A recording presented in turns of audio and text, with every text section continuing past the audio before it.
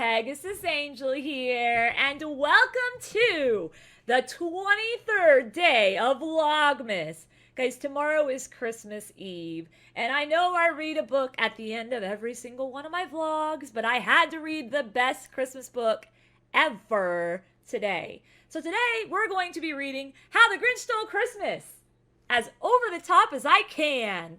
I hope you're as excited as I am. It's going to take a while, too, because I think it takes about 10 minutes to get through this book. Every Who down in Whoville liked Christmas a lot. You have to read this book every Christmas. You just have to. But the Grinch, who lived just north of Whoville, did not. The Grinch hated Christmas the whole Christmas season. Now, please don't ask why. No one quite knows the reason. It could be his head wasn't screwed on just tight, right? Or it could be perhaps that his shoes were too tight. But I think the most likely reason of all may have been that his heart was 2 sizes too small. Can't even see my face because this book is so big. But whatever the reason, his heart or his shoes, he stood there on Christmas Eve hating the Whos, staring down from his cave with a sour, Grinchy frown at the warm, lighted windows below in their town. For he knew every Who down in Whoville beneath was busy now hanging a mistletoe wreath. And they're hanging their stockings. He snarled with a sneer. Tomorrow is Christmas. It's practically here. Then he growled with his Grinch fingers nervously drumming. I must find some way to stop Christmas from coming. For tomorrow, he knew.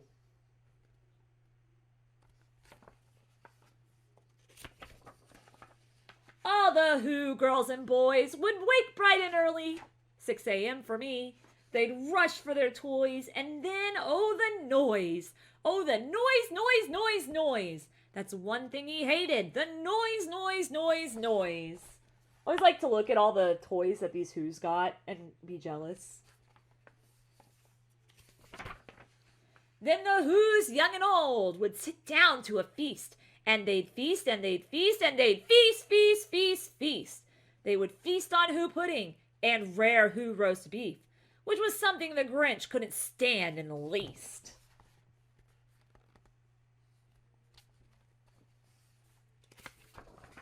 And then they do something he liked least of all. Every Who down in Whoville, the tall and the small, would stand close together with Christmas bells ringing.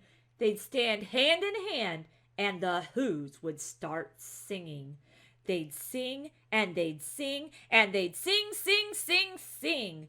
And the more the Grinch thought of this Who Christmas sing, the more the Grinch thought, I must stop this whole thing. Why, for 53 years I put up with it now. I must stop this Christmas from coming. But how? Davu Dores, welcome Christmas Day. Sorry. Then he got an idea, an awful idea. The Grinch got a wonderful, awful idea. I hope I'm being over the top enough. I'm sorry. I know just what to do, the Grinch laughed in his throat, and he made a quick Santa Claus hat and a coat, and he chuckled and clucked. What a great Grinchy trick! With this coat and this hat, I look just like St. Nick. All I need is a reindeer. The Grinch looked around, but since reindeer are scarce, there was none to be found. Did that stop the old Grinch? No. The Grinch simply said, if I can't find a reindeer, I'll make one instead. So he called his dog Max. Then he took some red thread, and he tied a big horn on the top of his head.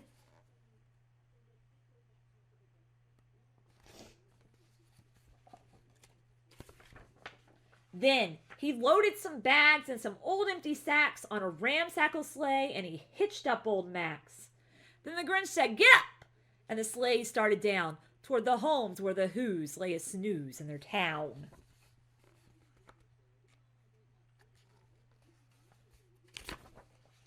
All their windows were dark, quiet snow filled the air. All the Whos were all dreaming, sweet dreams without care. When he came to the first little house on the square, this is stop number 1, the old Grinchy Claus hissed, and he climbed to the roof, empty bags in his fist.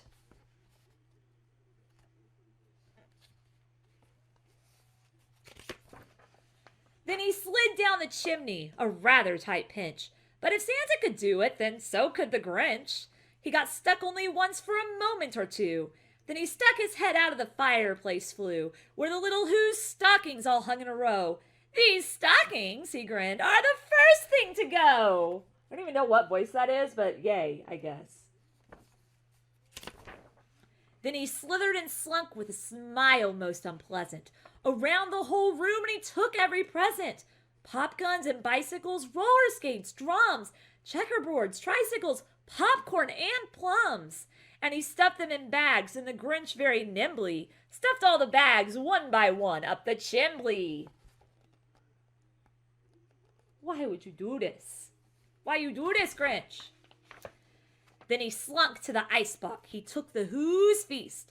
He took the Who pudding. He took the roast beefs. He cleaned out that icebox as quick as a flash. Why, that Grinch even took their last can of Who hash.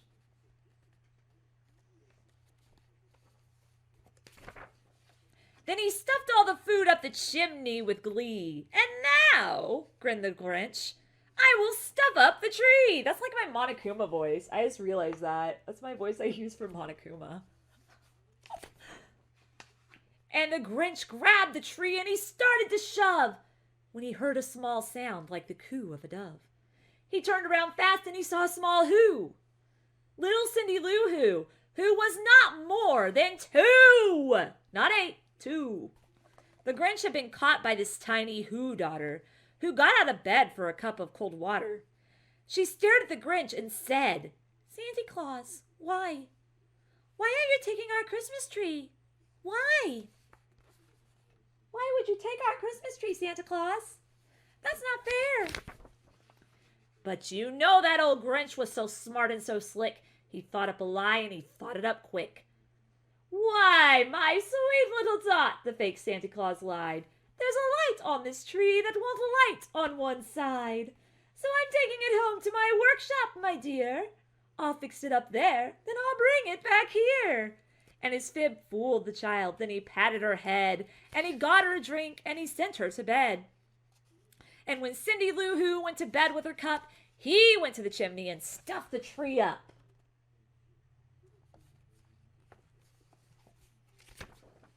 Then the last thing he took was the log for their fire. Then he went up the chimney himself, the old liar. On their walls he left nothing but hooks and some wire. And the one speck of food that he left in the house was a crumb that was even too small for a mouse.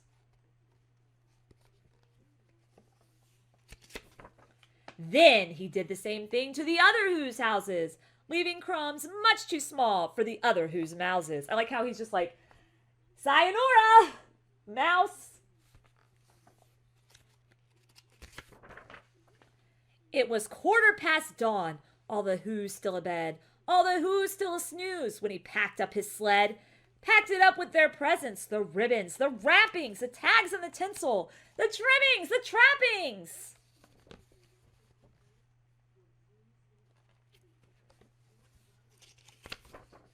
There, 3,000 feet up the side of Mount Crumpet, he rode with his load to the tip-top to dump it. Pooh-pooh to the Who's, he was grinchiously humming. They're finding out now that no Christmas is coming. They're just waking up. I know just what they'll do.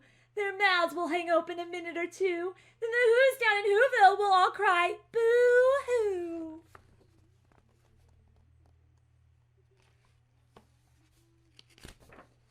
That's a noise, grinned the Grinch, that I simply must hear. So he paused, and the Grinch put his hand to his ear. And he did hear a sound rising over the snow. It started in low, then it started to grow.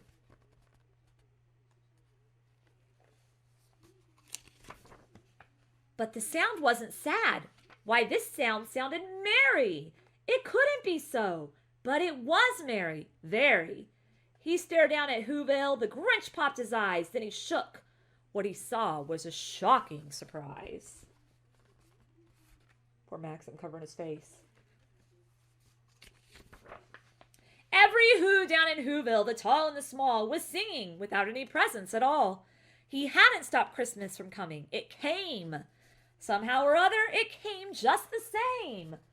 Davudores, welcome. I love that song.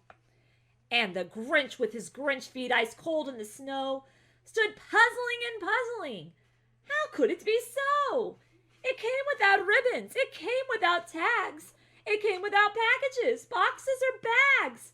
And he puzzled 3 hours till his puzzler was sore. Then the Grinch thought of something he hadn't before. Maybe Christmas, he thought, doesn't come from a store. Maybe Christmas, perhaps, means a little bit more.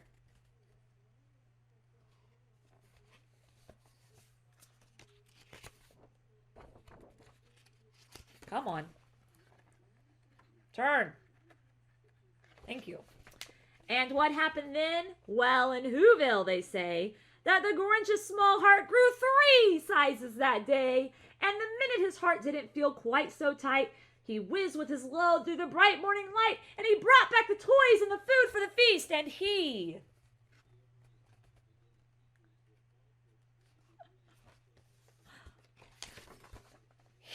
himself, the Grinch, carved the roast beast, and he got to sit by Cindy Lou Who.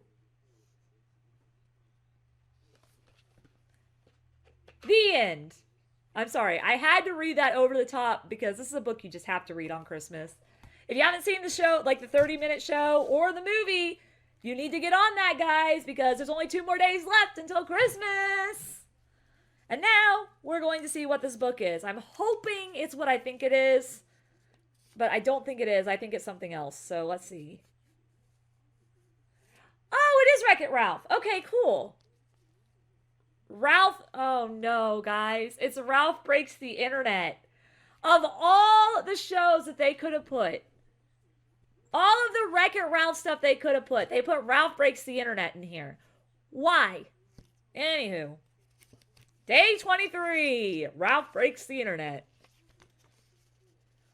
Wreck-It Ralph and Vanellope were the best of friends. Ralph was the bad guy in Fix-It Felix Jr., and Vanellope was the best racer in Sugar Rush. Every day after Litwack's arcade closed, the pair of them would hang out, play games, and tell bad jokes. One day, a new plug-in for something called Wi-Fi appeared. Not everyone was a fan. The internet is nothing to laugh at. It is new and it is different, said Surge Protector. Therefore, we should fear it. Vanellope was disappointed that they weren't allowed to go into the internet.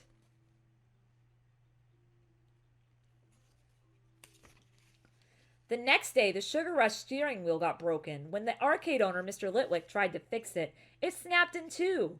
The company that made Sugar Rush had gone out of business, so he couldn't order a new one.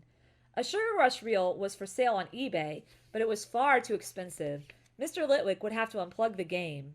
Vanellope was now homeless, so Ralph took her to live in Fix-It Felix Jr. Vanellope felt lost. Ralph wondered how he could help and remembered the steering wheel for sale on eBay. A plan popped into his head, and he ran back to Vanellope. We're going to the internet, he said.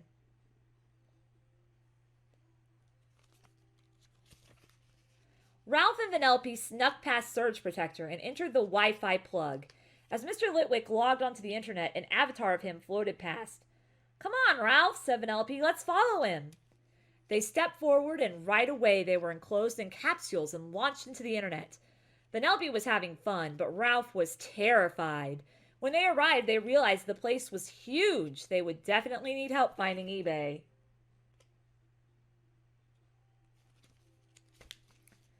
Powered by Knowsmore. With the help of a search engine called Knowsmore, it took just milliseconds to find a Sugar Rush steering wheel. Vanellope and Ralph were whisked to eBay Plaza, a busy place of avatars and pop-up ads. But there was no time to look around. They had to hurry to get the steering wheel in time to save Vanellope's game. Ralph and Vanellope made it to the auction in the last few seconds. They thought all they had to do was yell out the biggest number to win. Ralph and Vanellope kept going until the auctioneer announced they had won. They felt great until they learned they had to pay $27,001. If they didn't have the money within 24 hours, they'd lose the steering wheel. We need the steering wheel. We got to save Vanellope's game. Ralph and Vanellope talked to a pop-up ad named J.P. Spamley. He suggested a way to make money from video games. A special car from Slaughter Race was worth even more than they needed. It belonged to Shank, the game's toughest racer. Ralph and Vanellope made their way to Slaughter Race to steal the car. Ralph pretended to be a noise inspector while Vanellope hopped behind the wheel and hit the gas. Ralph scrambled into the car with her, but Shank raced after them and cornered them. Before they could get away, Ralph explained that they were trying to save Sugar Rush.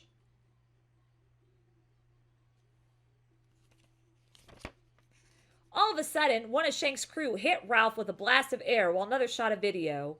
Shank said they could make money by posting funny videos like that on BuzzTube.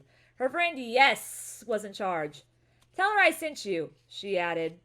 At BuzzTube, Yes loved Ralph's video. They made more, each one funnier than the last. When Yes put the video online, it immediately started getting hearts from viewers. Every time someone gives your video a heart, you get a little cash, said Yes. If only it worked that way. To get Ralph as many hearts as possible, Yes ordered BuzzTube's army of pop-up ads to fan out across the internet.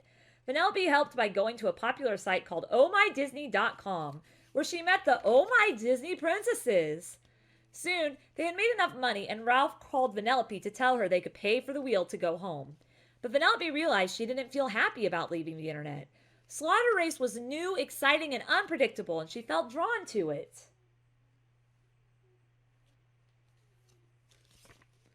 Vanellope went to talk with Shank in Slaughter Race.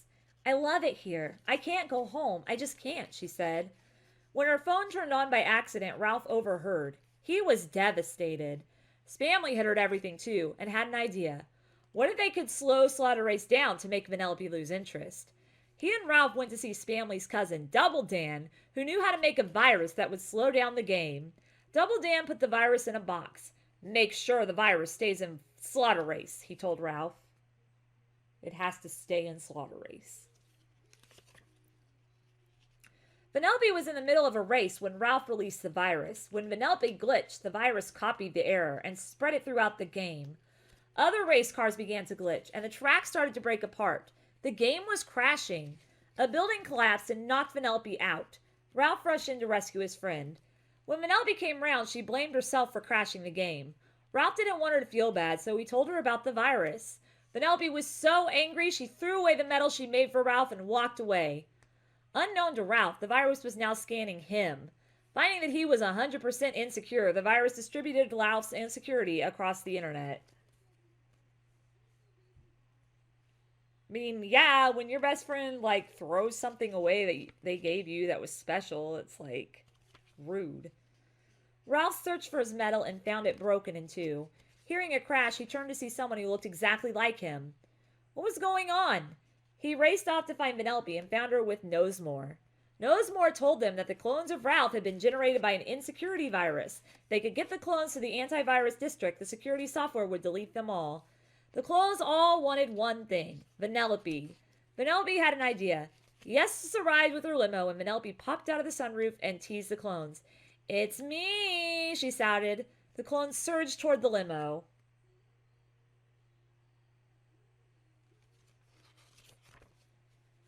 The desperate clones sent the vehicle crashing through a skyscraper window.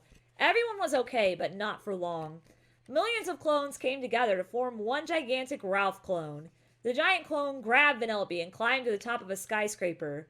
She escaped, but then it snatched the real Ralph. Let him go, Vanellope pleaded, and I'll be your best friend forever. But Ralph told the clone it couldn't stand in the way of Vanellope's dreams. You have to let go, he said. Ralph smiled at Vanellope as he felt his insecurities fade away. The clones began disappearing. The internet was saved. Vanellope had decided to join Shank's crew. Before she left, Ralph gave her half of his broken hero medal. Vanellope gave her friend a big hug. They were going to miss each other, but even though they no longer spent every day together, Ralph and Vanellope remained the very best of friends. The end. I don't know why it had to be Ralph Breaks the Internet and why it couldn't just be Ralph, but whatevs. Anyway, guys, thank you guys so much for watching. If you enjoyed this over-the-top reading of The Grinch Stole Christmas and this lovely reading of Ralph Breaks the Internet, I guess, feel free to hit that like button. If not, hit the dislike button. That's okay, too. Also, leave a comment down below because I do try to reply back to all comments. And I hope to see all you guys tomorrow for Christmas Eve. Which I will say again, my Vlogmas will be coming out later tomorrow, so be aware of that, like really late. So be aware of that, but I will see all you guys later.